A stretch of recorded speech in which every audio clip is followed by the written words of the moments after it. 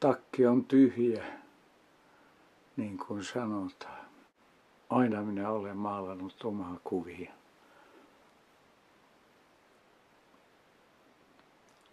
Tämä on 30-vuotiaana maalattu, tai 29-vuotiaana vuonna 60. On oltu niinkin nuoria joskus. Jokainen on ollut joskus nuori, mutta kaikki eivät ikinä pääse kovin vanhoiksi. Tässä on kyllä pirut mielessä.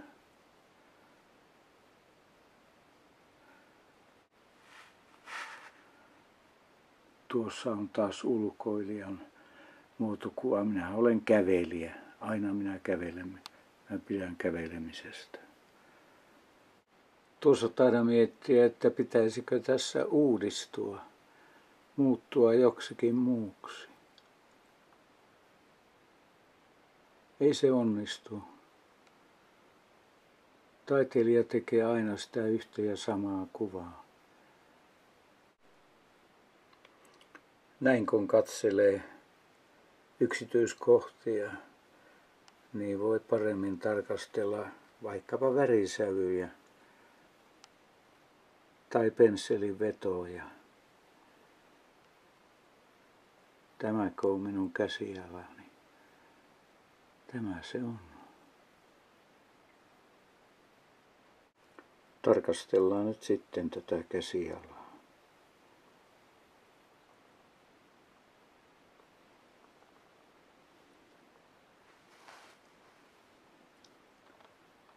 Tai kasvoja.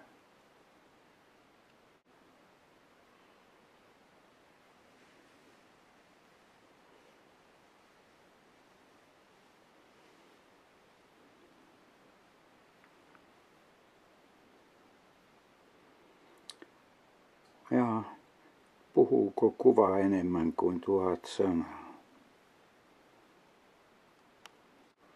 Mä maalasin usein filmitöitten ohella. Ikään kuin halusin päästä eroon niistä töistä. Niin mä otin värit ja alustan ja tempaisin vapaasti, vilkaisin peiliin ja siitä se lähti.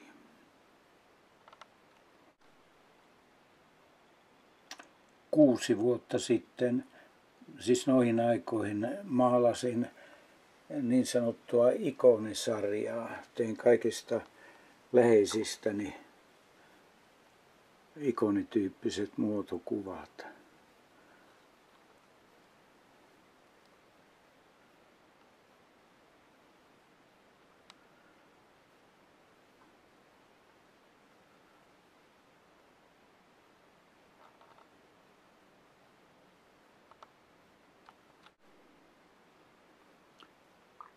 Kuljin Rikun kanssa pitkiä matkoja. Se opetti minut kävelemään uudelleen. Aina minä olen kävellyt. Mutta Riku jaksoi loputtomasti ja minä opin myös kävelemään loputtomasti. Kävelen vieläkin. Tuolla loikkii jänis.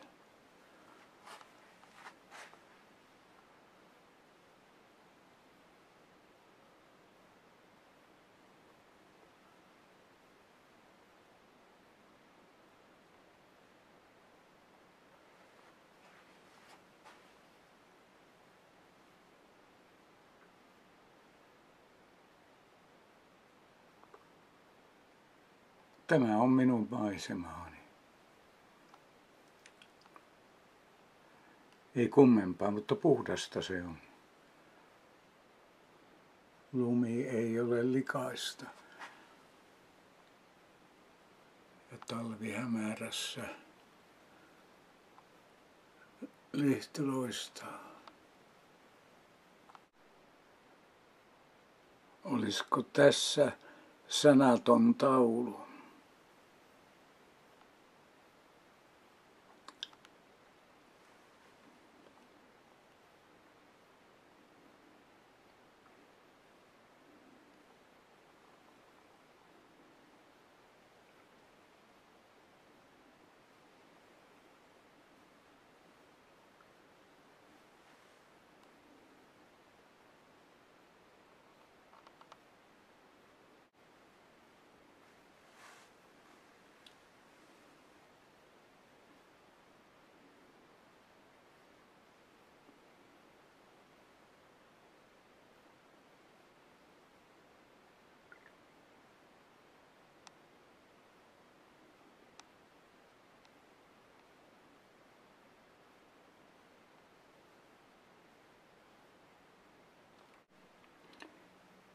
Näin arkista se on.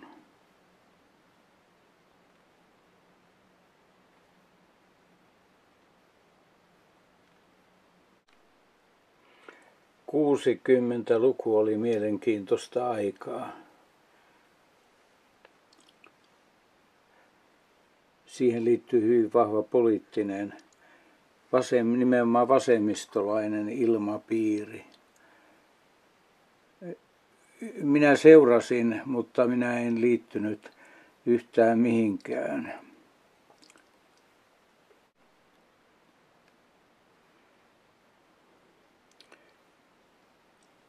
Tämän kuvan minä tein venäläisen vallankumousrunoilijan Majakovskin henkeä, jota minä ihailin runoilijana ja ihailen muuten vieläkin. Mutta sitten kävi selville mulle myöhemmin, että hän kuului Stalinin suosikkeihin ja joutui muiden runoilijoiden taholta epäsuosioon.